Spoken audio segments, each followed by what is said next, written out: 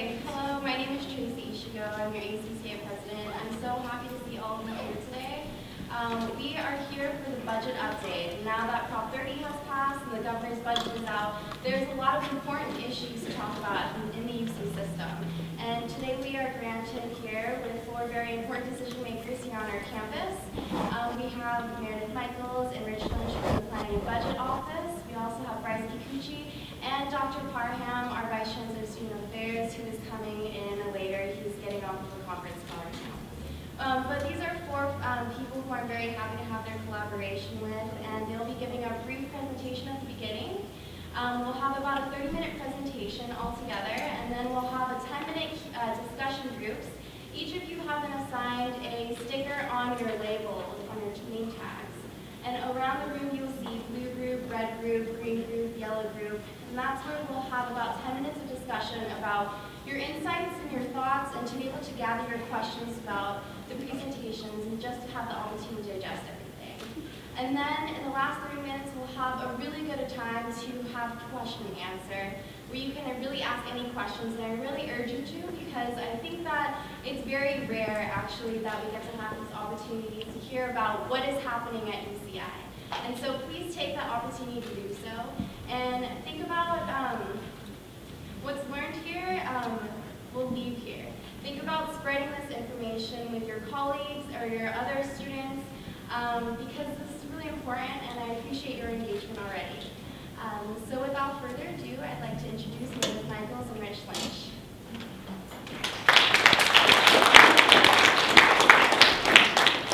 Wow, that's a bright light there. So thank you for coming. Rich and I are going to divide this up. We're going to talk about a couple of things. Prop 30, the governor's budget. We're going to put it into some context of what it means for UC Irvine, some of the things we're doing. We'll keep our comments, we've been given 20 minutes, I'll keep an eye on the clock, we'll stay within the 20 minutes, and then we will be here after you break into the breakout sessions to answer any of the questions.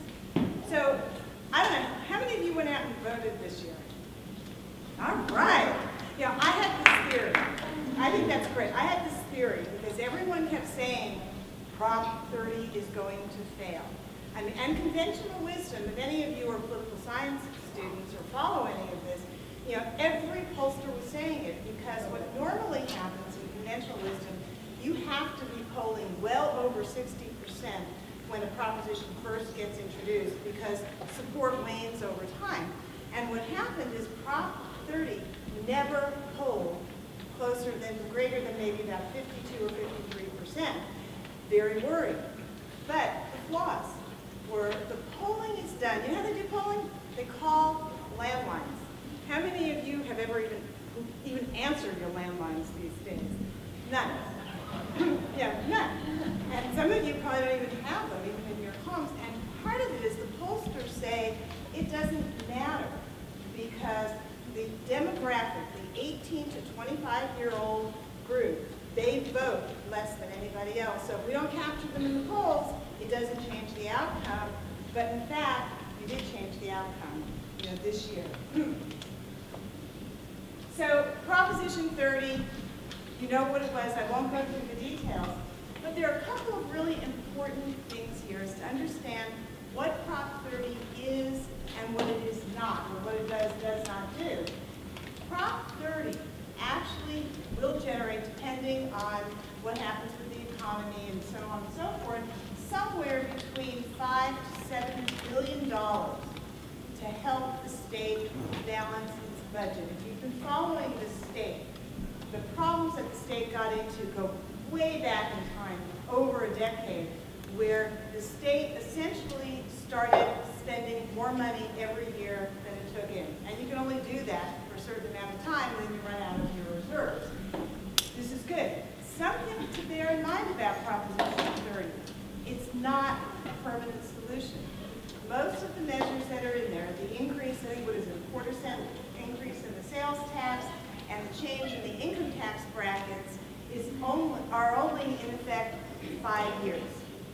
Got to bear that in mind as we think about the role of Prop 30 in the state's budget.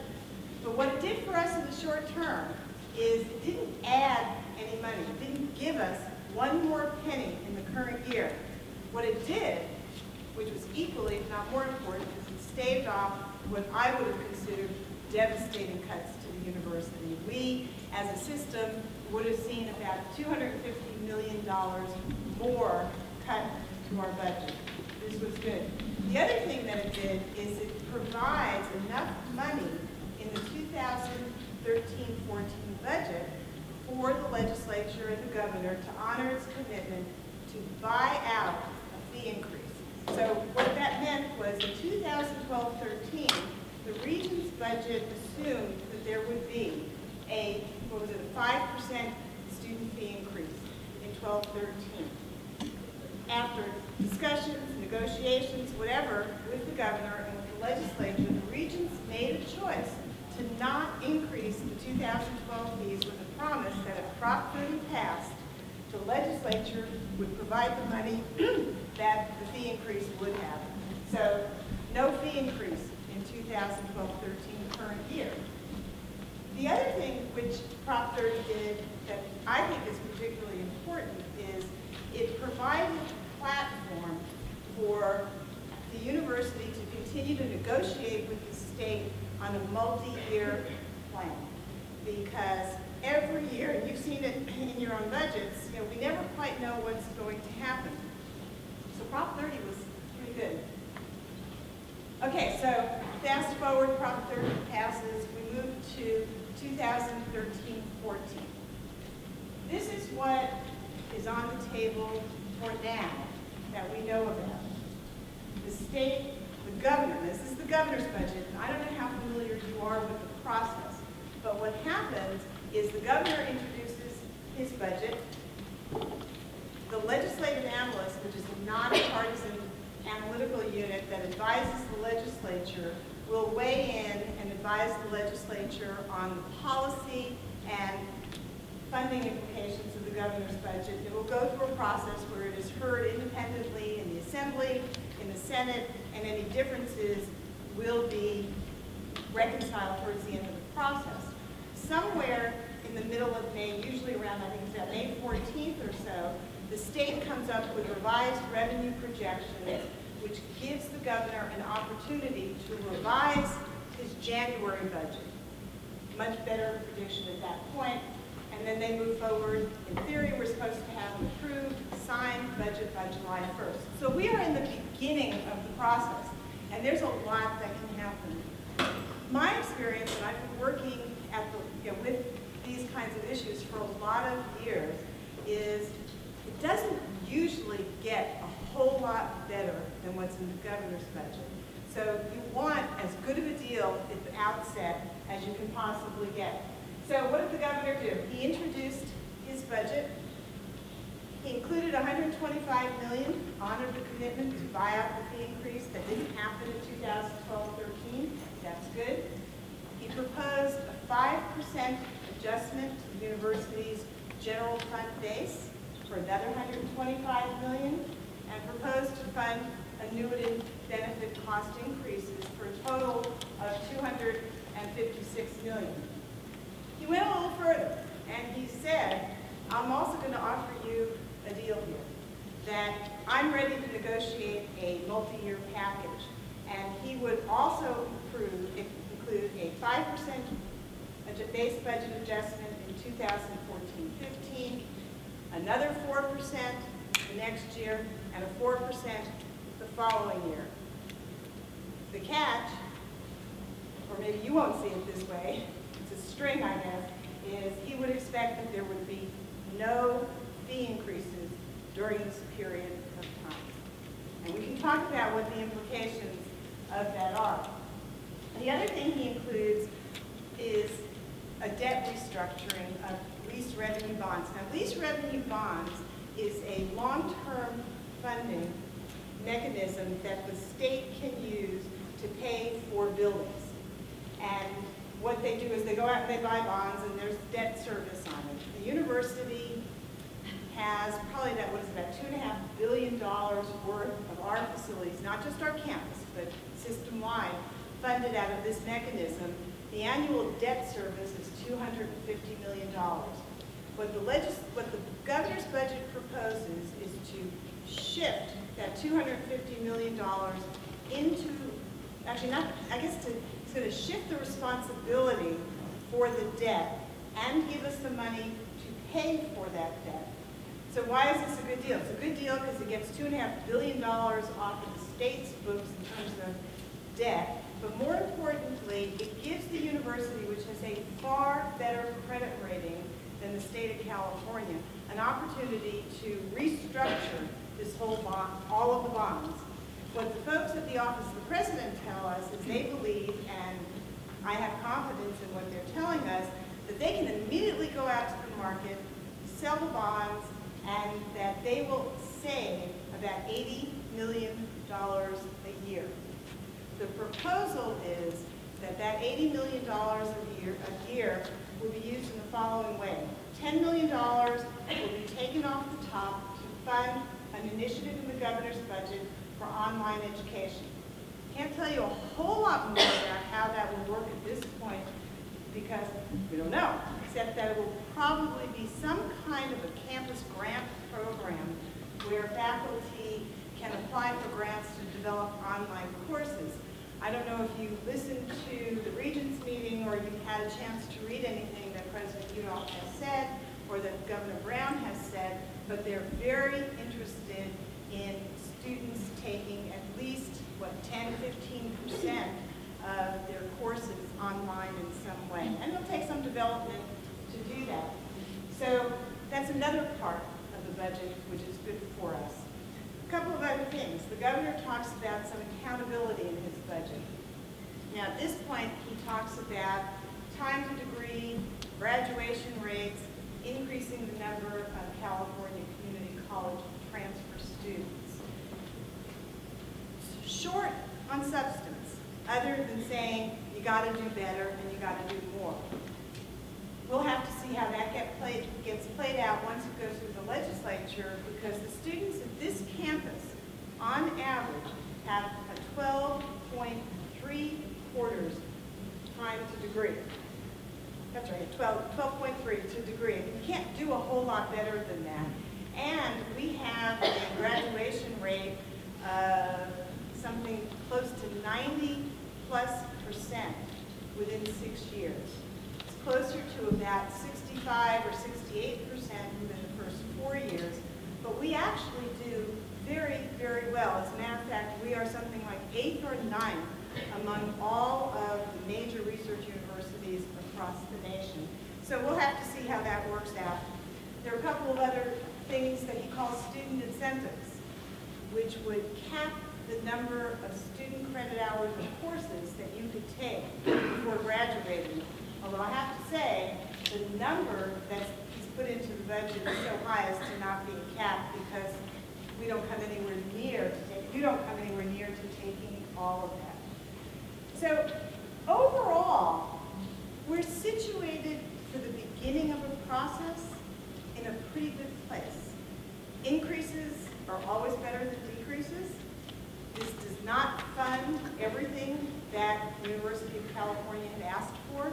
The Regents' proposal was actually to have a 6% increase in state funds and a 6% increase in fee revenue and student fees.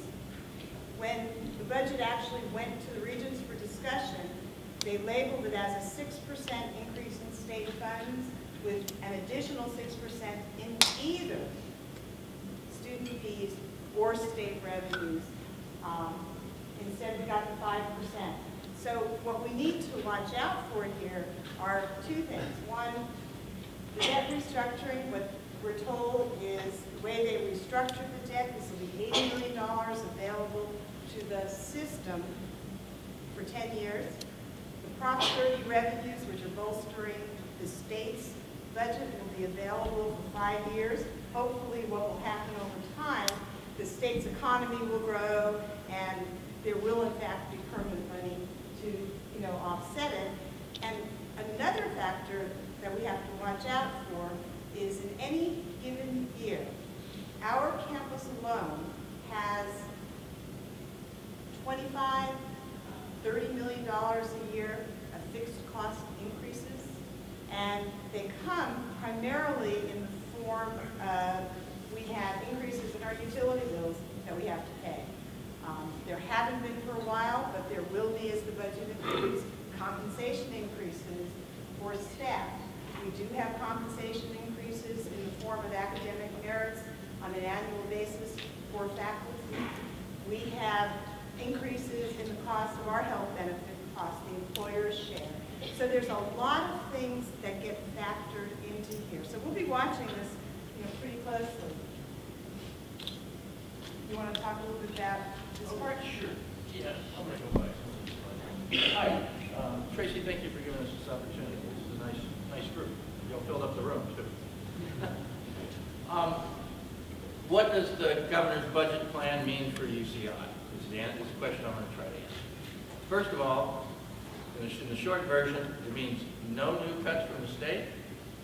And based on what we're hearing from the regents, the office president, no new fee increases for students in 13-14.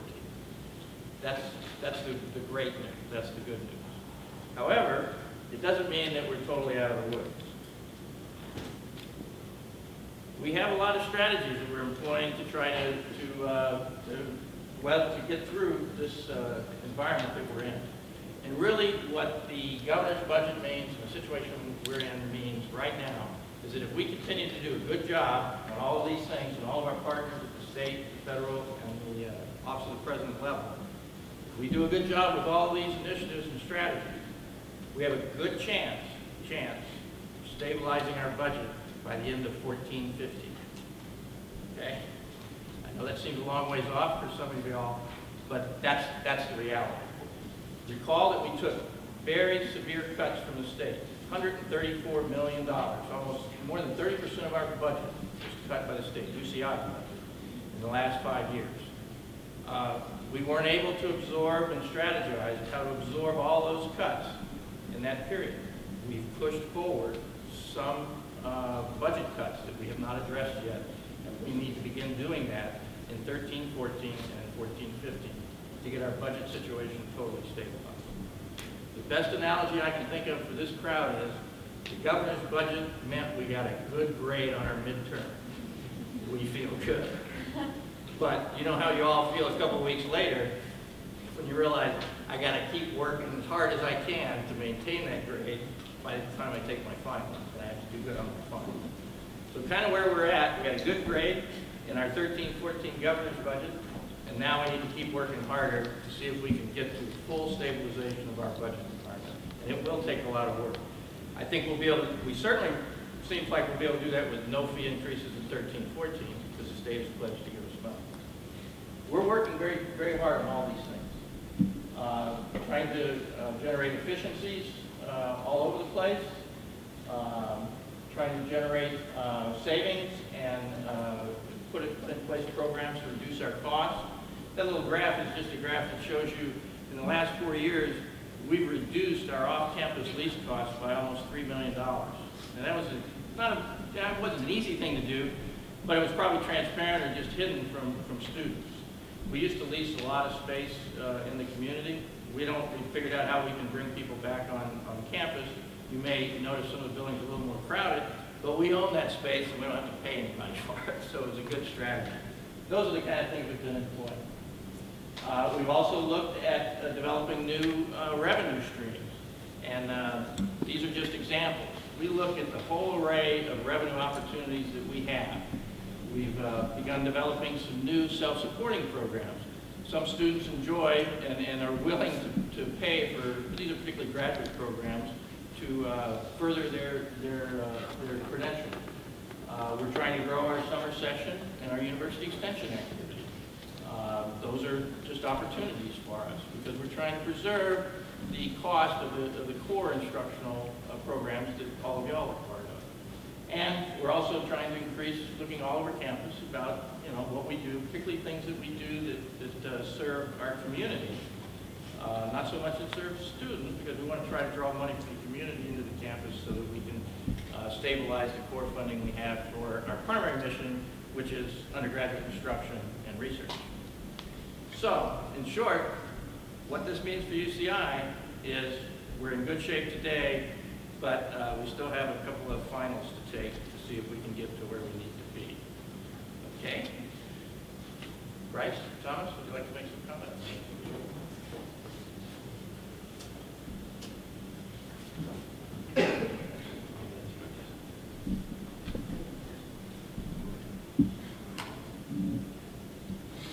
First of all, let me say good afternoon. Good afternoon. Again, good afternoon.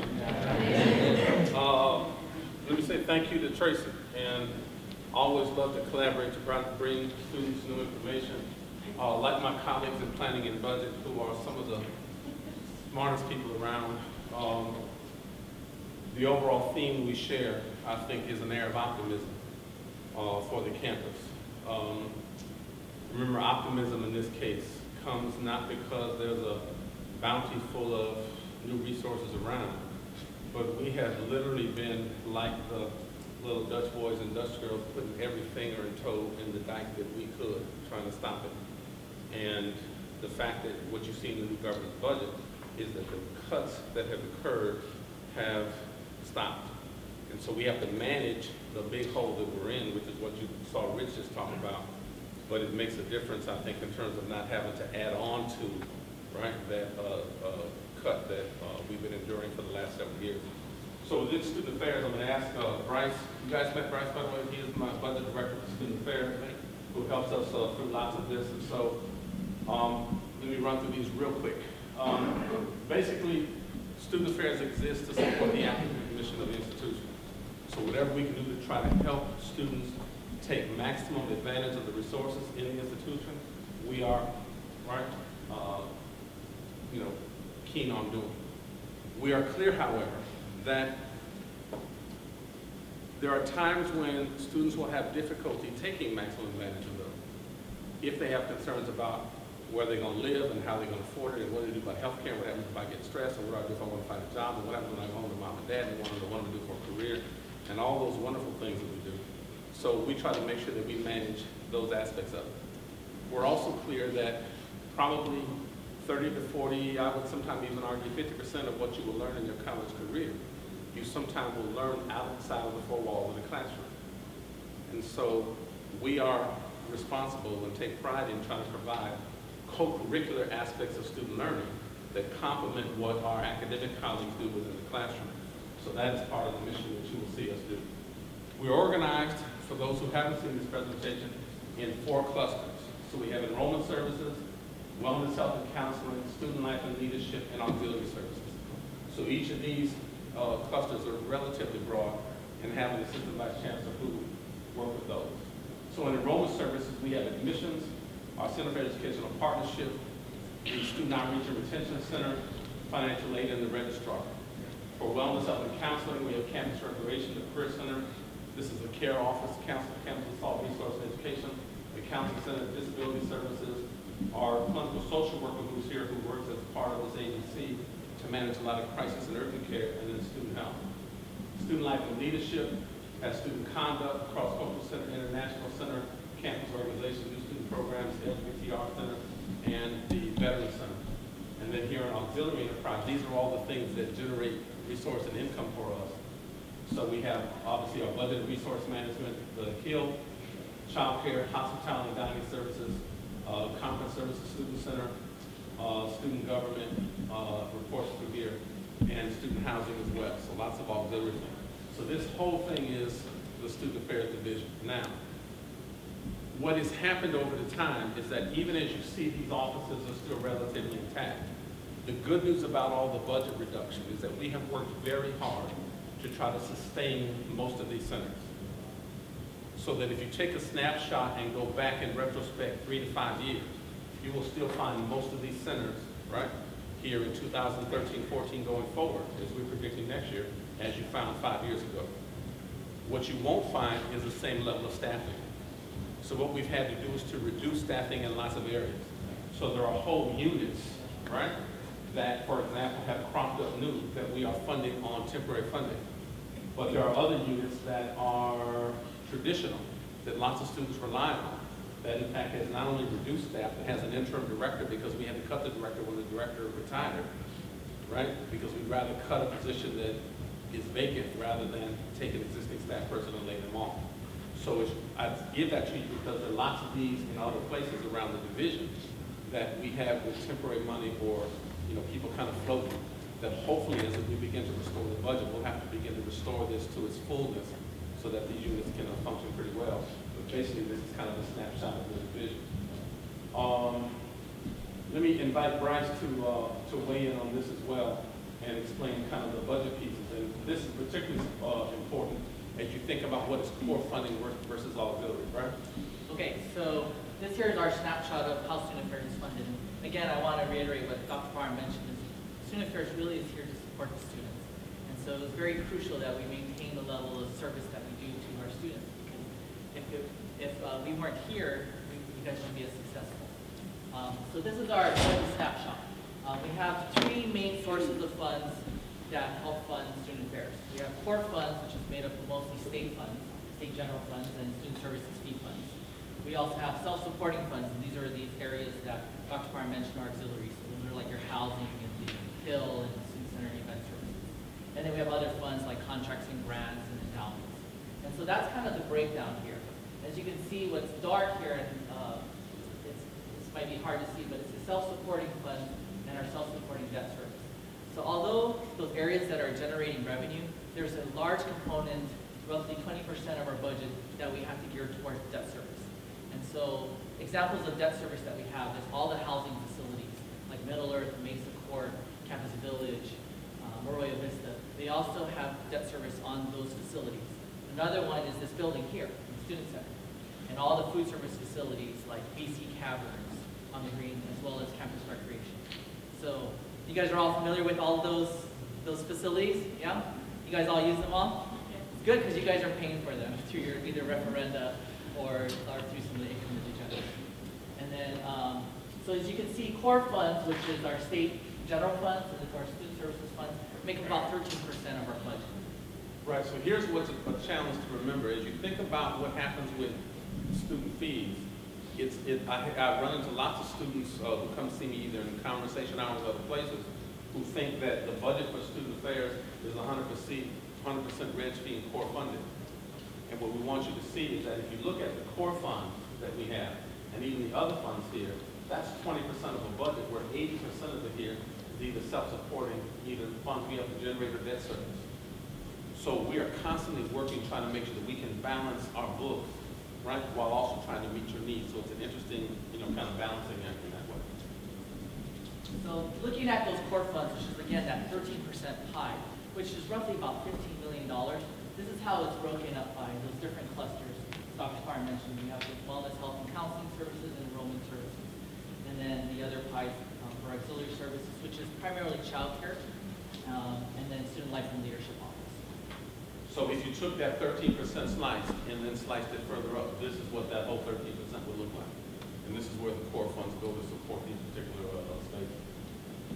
But you can see, for example, in student affairs auxiliary, they only have about 9% core funds and 91% of the income they have, or the resource they have, I should say, is income generated. As we go into planning assumptions, one of the things that we're excited about, so here's what you can look forward to for next year is, one, we just heard us talk about that we anticipate no tuition fee increases. Wonderful news for us. So anytime we can not have fee on students, we are delighted, happy. We all work tirelessly to make sure that happens. In terms of student affairs, we will continue to try to provide the same range of service. But also we may be required to fund employee benefits that are there, right, which is one of those mandated costs that aren't funded.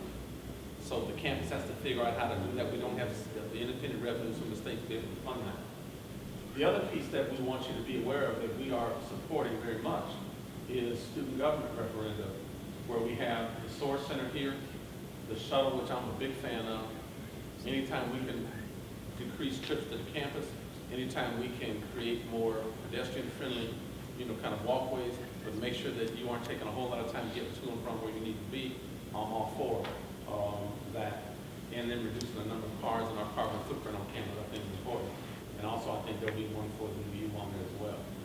Now, what does that mean in terms of our budget priorities? So here's where I need to thank all of you, because when we went through an exercise a couple years ago, we held forums like this, and we continue to get input from students to say that I like, and here are the things I can't live without. And based upon that feedback and assessment from our managers, what we've done is try to prioritize what happened, holding true to the mission of trying to preserve those things that best support the academic mission of the institution. So we would try to also maximize our ability to have to protect health and safety and make sure the students have access and enrollment components. So if you go back to that other budget screen that you saw here, you'll see that health and safety, which is here for us, and access and enrollment get the two biggest lion shares of the resources, right, that help support what you do. So we have to make sure that you get admitted, we have to make sure that you get registered, you know, all the way through. Also, we want to make sure that we can certainly try to minimize the impact. But what we've also done is kind of what we call a holistic redistribution of the budget to manage resources based on priorities. Meaning, in days when I got a 4% cut or 5% cut or some years an 18% cut, I didn't just go back to the 4+ and say, okay, everybody gets an 18% cut. You tell me, you know, where you want to take it. What we did is we took everything down off the table. Got your input, got my staff input, got everybody's input, and said, everything is not of equal value to the students here. What do the students tell us is most important? And we then put those things up on the board and try to then fund them. And that is what the current operation of student affairs really looks like.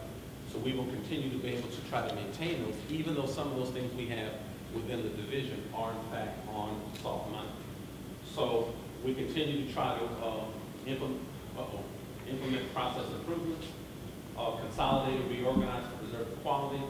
We are always trying to minimize layouts, which I'm glad we were able to do, and try to garner campus support for maximizing revenue generating strategies, which for us also includes grant writing.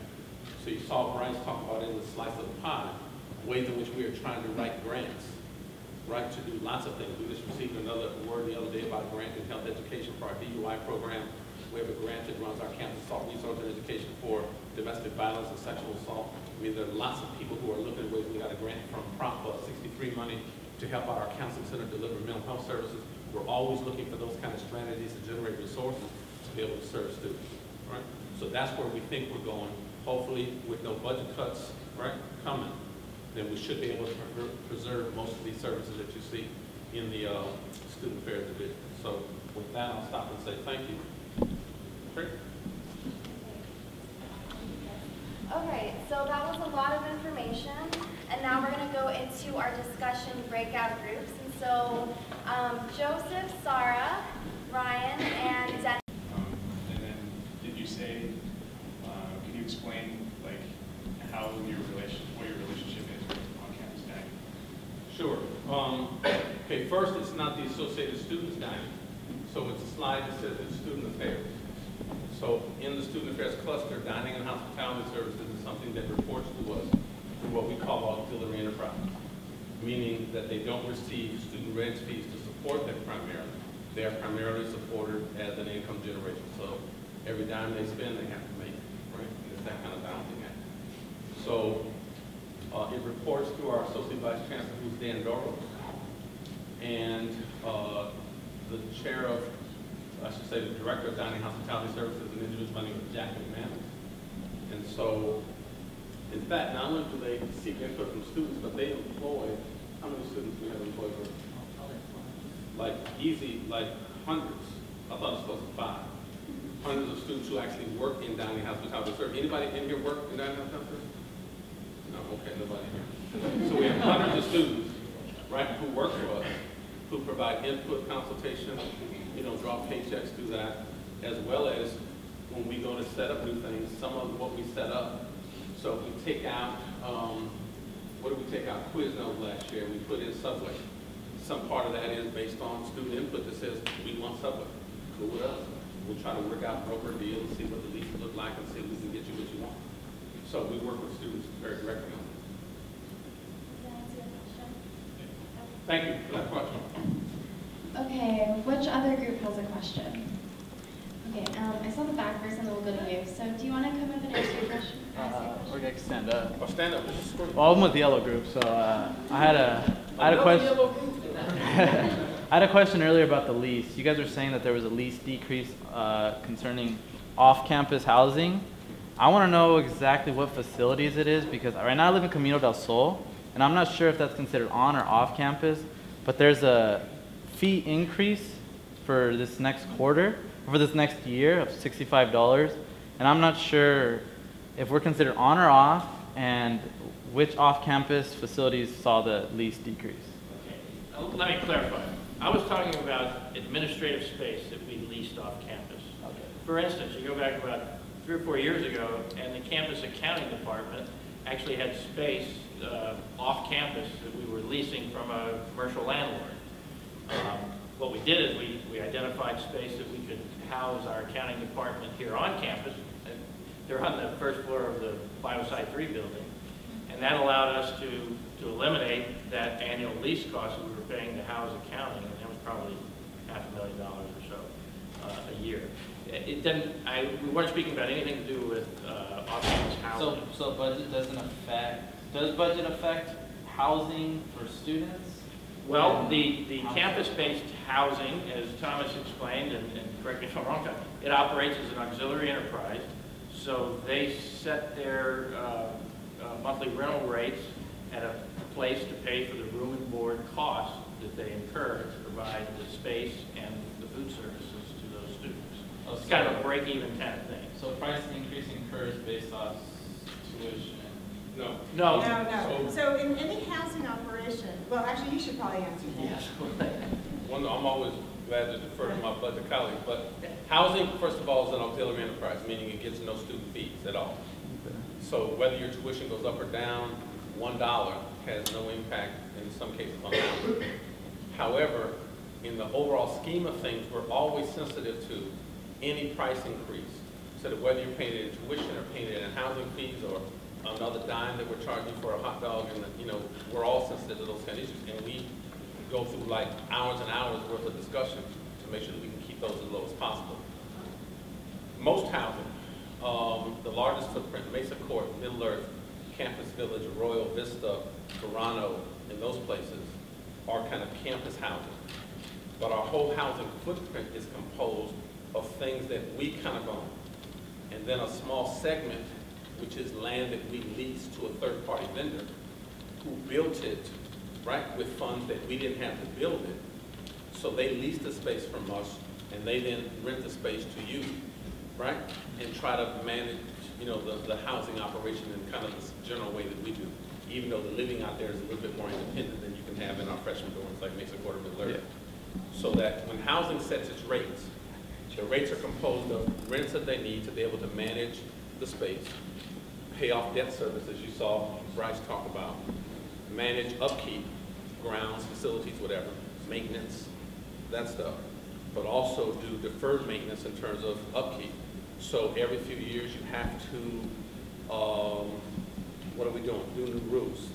We've just gone through putting in about $500,000 in one complex to upgrade fire sprinkler stuff to go to code, right, that we get done. All those things in deferred maintenance are come out of a budget that they have to generate reserves for to be able to keep this periodic maintenance up. So all that goes in. So whenever you see housing rates, going up or staying level or something, rarely do we have these 10, 20% increases. Most years, and I can say that now, I've only been vice chancellor 3 years, but in most years, those rates are probably within the 2 to 3% range. I mean, they're relatively, minor, intentionally, because we don't want to have to raise fees on anybody. But the campus, Camino del Sol and Vista del Campo, those complexes are part of that third-party vendor, right, who lease land from the campus, but they provide the housing that we need to be able to increase our footprint.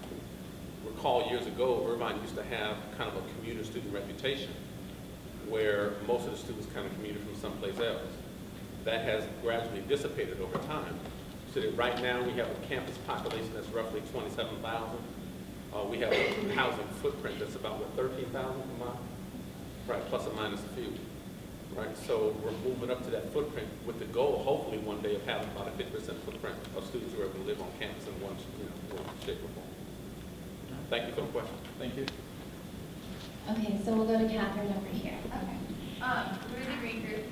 Our question was, how are students involved in the decision-making for the budget, whether it's like where our money's going, or something you mentioned is like the Quiznos versus Subways and everything. Like, where do the students come participated in helping those decisions? Well, from our standpoint, so there's two halves of this. So I'll invite Meredith and Rich to answer on their side because they're the overall planning. But from our standpoint, students are involved in some cases on committees. For when we made decisions about how to reduce, because we haven't had money to really augment in the last several years, we actually held several forums like this. I hold conversation hours, so y'all see my picture in the paper every like week and a half or something. So we invite students to come in and they talk to the vice chancellor and they say, here's what we like to do. We solicit letters, so sometimes you'll see an email come out from me to say we're looking for input from students or whatever.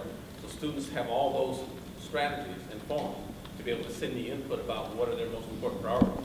In dining hospitality services, they find a way to do focus groups, sample students, do whatever to get that input from students.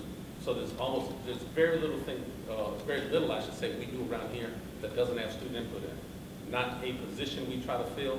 Almost every search committee I look at is student, as does budget stuff, as does everything else. But that's important for us to seek student input on everything we do. Right? And on the campus-wide budget, we look towards the president of ASUCI and the president of AGS to represent you on a campus-wide committee that looks at budget. And that committee sometimes breaks into subcommittees on which you get to participate. There's also, very importantly, the Student Fee Advisory Committee, which I think was Paul, which advises the Executive Vice Chancellor on the expenditure of the Student Services Fee, formerly known as the registration. That committee also reviews course material fee proposals, referendum proposals. So that Student Services Advisory Committee is really a key student voice to the administration, to leadership, really, on issues related to fees. The other piece we do, particularly for students who want to get involved. When any of us, so Vice Chancellor Michaels, myself, any other Vice Chancellors, anybody else, who are looking for student input, oftentimes what our protocol is, if we don't have ready access to students, we will call up AS, or we will contact AGS and say, we're looking for student input on X. And what they will do is then recommend students to us. So for example, in the Student Health Center, we have a Student Health Center Advisory Committee that has existed for years, right, that used to make recommendations on that. Well, those recommendations came, students, came not only from students who worked in student health, but also from our AS counterparts who say, these are students I know who are interested in X, Y, Z. Right? So if you want to get involved, make sure that you are making yourself known and available to your AS representatives because they're in touch with us on a regular basis and can let us know. And how often do we meet with them? How often do I meet with you, Kirk? Monthly and also at city government lunches. Right, so we meet, literally that's every 2 weeks. So we have a monthly luncheon in student government. And then in the 2-week interval, we have a separate meeting. That's either with AS president, AGS, whatever. So we're every 2-week contact we meet with students. Okay, thank you. And let's have a question from the Blue Group. We're a good group. We actually had 2 questions. Our first one is, how is funding prioritized for our courses? Like, how do we decide which classes are cut? And then the second was why in the presentation didn't we have dollar values, and when will those dollar values be available to us instead of just the percentages? That's what Ashley wanted to know. Yeah, that's a good question. So if I understand your question, I'm not sure 100% understand your question. The way the overall campus budget works, allocations are made to the deans of the different schools. The decisions about how to mount the curriculum are made within each of the schools. They are not made centrally. There are, through the Dean of Undergraduate Education, DOE, and others, there are core curriculum requirements that have to be met and so on. But the decisions about how to mount the curriculum are their faculty decisions and they're made within the schools. So within the other question, were you talking about the slide? Yeah. Okay. So our slides, we do on percentages, but it gives you a visual to see what the full pie looks like. And we're willing to give you and disclose what dollar amounts they are. Student Affairs has a budget of almost $40 million. But it's about $140 million, so we just slice up the percentages, easy to find. But everything we have is transparent with what you're going to see. We just thought it'd be easy to put percentages, but if you'd rather numbers, easy to do. Thank you.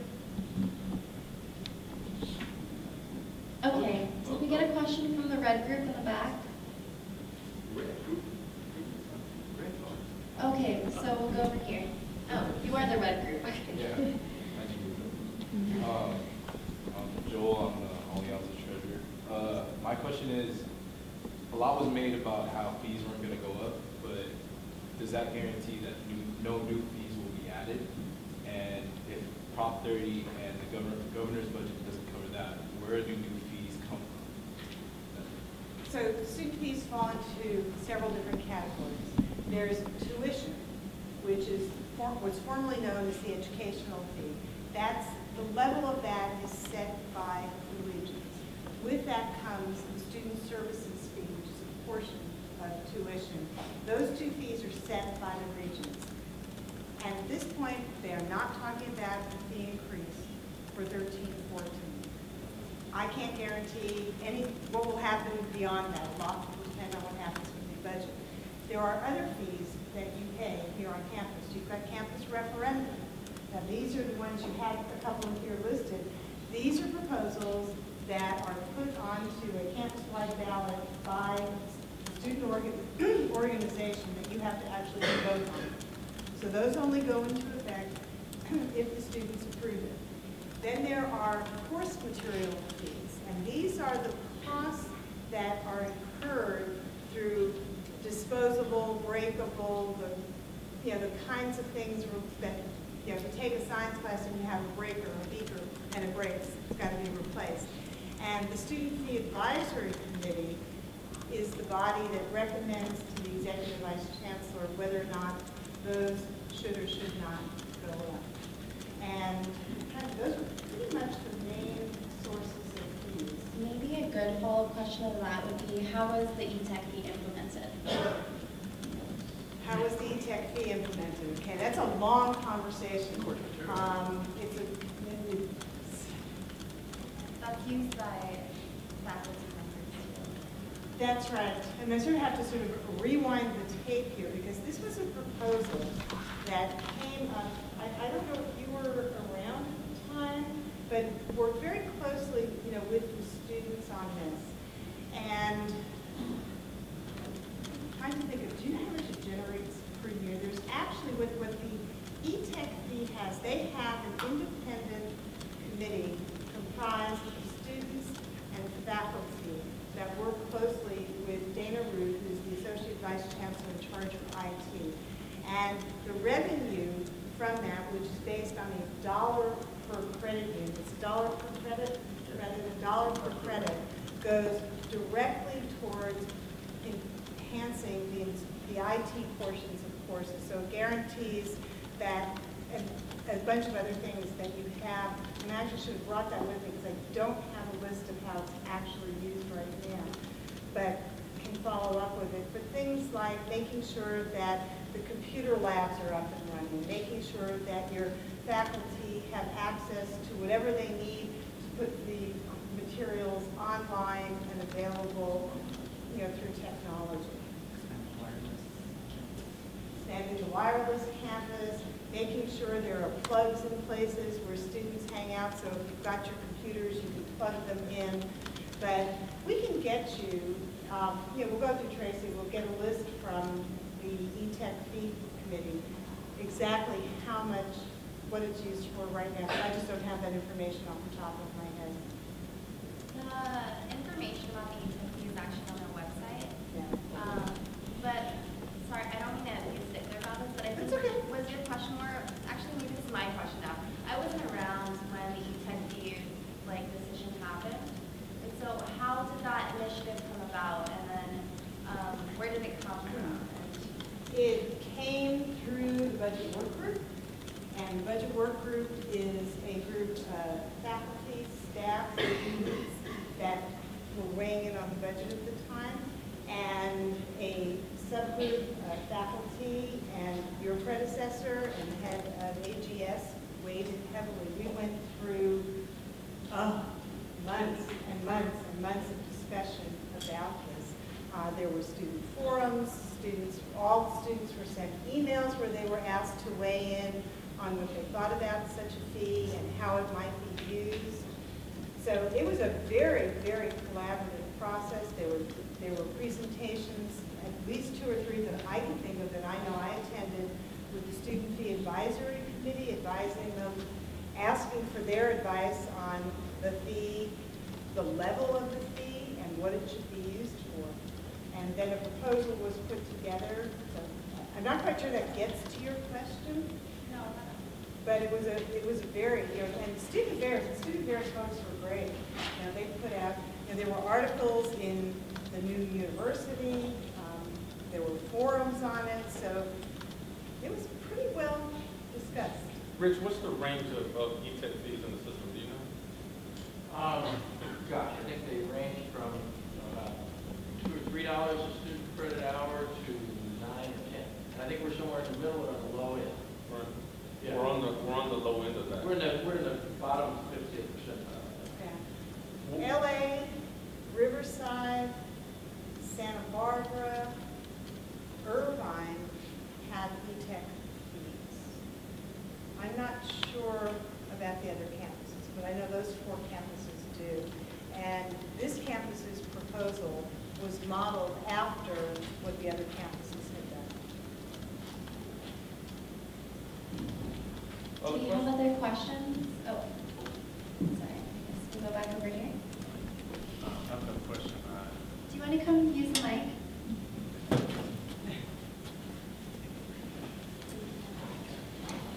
So,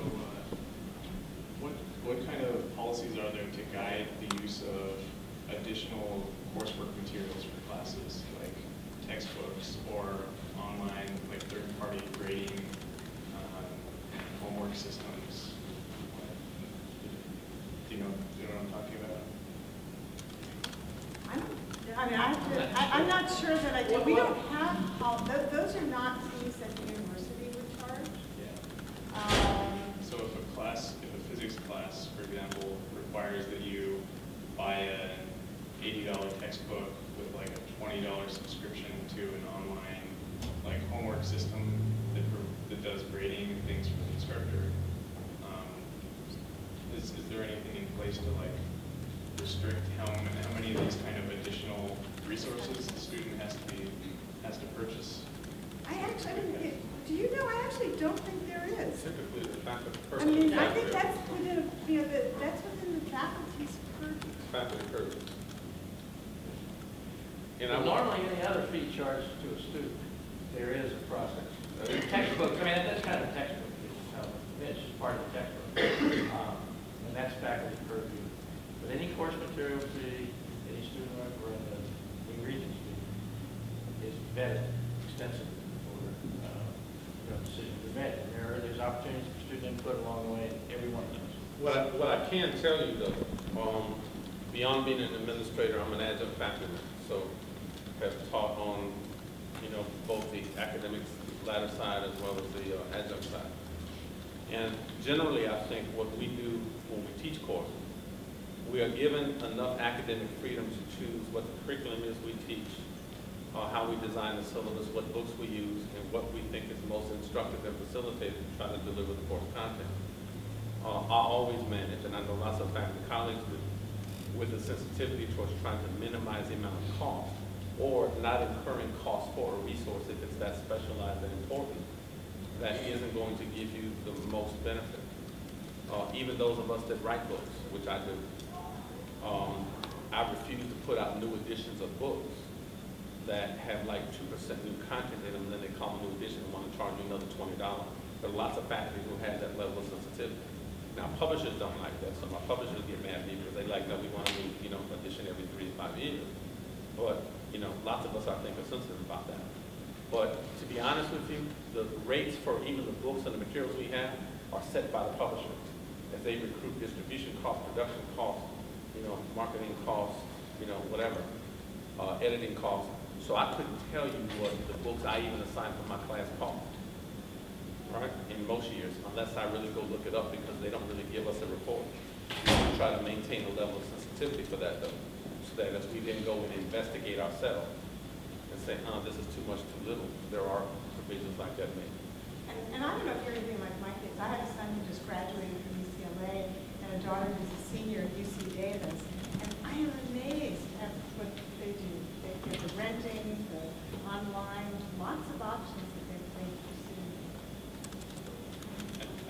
interesting what might fall under the category of textbook fees today that is not actually textbook. So it's nice. It's also interesting that there's not so much of a vetting process for this category. That's really good feedback. Thank you. Billy has a question over here. My name is Billy Lesher. I'm a fourth year student. My question was, is the parking transportation, are they considered an auxiliary unit as well? Yes. Okay. And then, does that mean they decide their own rates for parking during the year? Well, they have, I'm sure they have a process. You know, they have to meet certain, you know, they, you know, just when, as, you know, Thomas talked about, you know, student housing and so on, they've got costs that they've got to meet, the cost of maintaining the parking lot, you know, paying for it, they've got staff, that, you know, salaries, benefits, and so on. And debt service on lots of parking facilities that are here. So I don't know if they have an advisory committee. They don't anymore. They used to have one. Used to. This happened a few years ago, and then I think Jeff and I brought it up again, but they said that there was too much politics. That was the response that we've gotten for it, and when I've asked since how student input is incorporated into how they make the decisions, they say they'll ask their workers. But that's not generally like, you know, the larger student population. And then sort of a follow-up question is that, I know that Anteater Express doesn't fall under parking and transportation for funding.